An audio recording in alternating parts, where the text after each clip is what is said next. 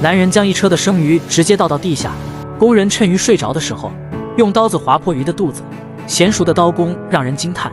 然后取走鱼身上最珍贵的东西，手段看起来有点残忍，但他做出来的乌鱼子确实非常诱人。金黄色的外表让你垂涎欲滴，拌着大葱一口下去，让你领略独特的风味。又因为它价格昂贵，只好把它当成高档的零食来吃。制作这种高档的食材，必须有野外饲养的鱼塘。此时6月份是黑鱼产卵最盛的季节，工人正在将黑鱼打捞起来。为了将网里的鱼搬到车上，用到了起重机。在搬运的过程中，大胶桶的孔眼会将多余的水排出来。车上已经装满了碎冰块，冰块会很快让黑鱼失去知觉。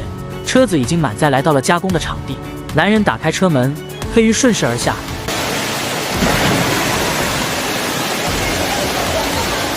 此时的黑鱼满地都是冰块，让它们进入了冬眠。在解剖的过程中，黑鱼不会感觉到太多的痛苦。从工人娴熟的刀法就能看出，他们做这行已经很久了。解剖的过程还要分成好几道工序，细分工序让他们大大的提高工作效率。然后会有专门的工人将黑鱼的卵取出来，手段看起来有点不文明，但取出来的卵却是价值不菲。这种黑鱼也叫生鱼或者乌鱼。乌鱼子顾名思义，就是用雌性乌鱼的卵制作而成的一种美食，因其口感独特，被小日子过得不错的日本称为世界3大美食之一。金黄色的鱼卵含有丰富的蛋白质和脂质，而脂质含有多量高度不饱和脂肪酸。将金黄色的鱼卵取出来后，卖给做乌鱼子的加工厂，每一矿都要进行称重计算，称重后的鱼卵就可以进行打包。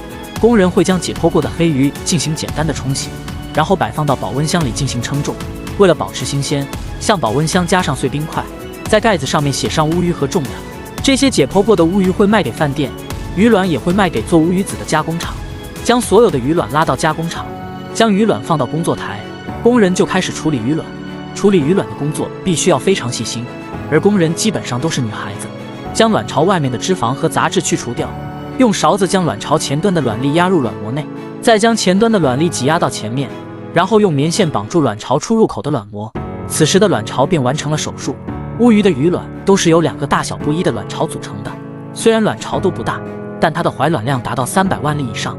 捆绑好的卵巢流向下一个工序，工人会拿着勺子将卵巢外面的血迹和脂肪刮掉，然后进行清洗，放入篮筐里。将清洗过后的鱼卵推到下一个工序。工人正在准备大量的木板，还要准备大量的食盐。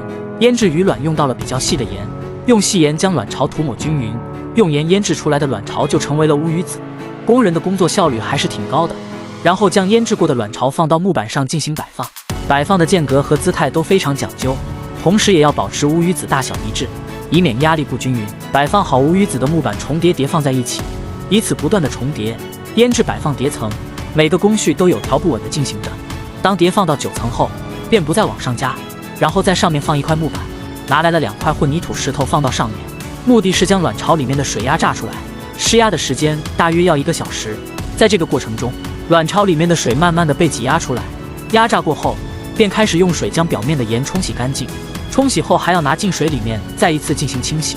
清洗后，工人继续将卵巢进行摆放，然后放到阴暗的太阳底下进行晾干。为了避免强烈的太阳暴晒，在头顶搭建了一张遮阳布。在工厂外面摆放着大量的乌鱼子。当乌鱼子晾干后，工人会继续对其进行加工，用清洗干净的猪肠将破裂的地方进行修补，处理好表层的污垢和残缺，将干净的纱布铺在木板上，再重新将乌鱼子进行摆放。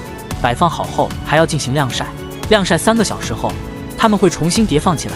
每叠放起来都要加1层干净的纱布，摆放整齐，再用混凝土石头压在上面，压制1个小时后，再重新摆放到支架里进行晾晒。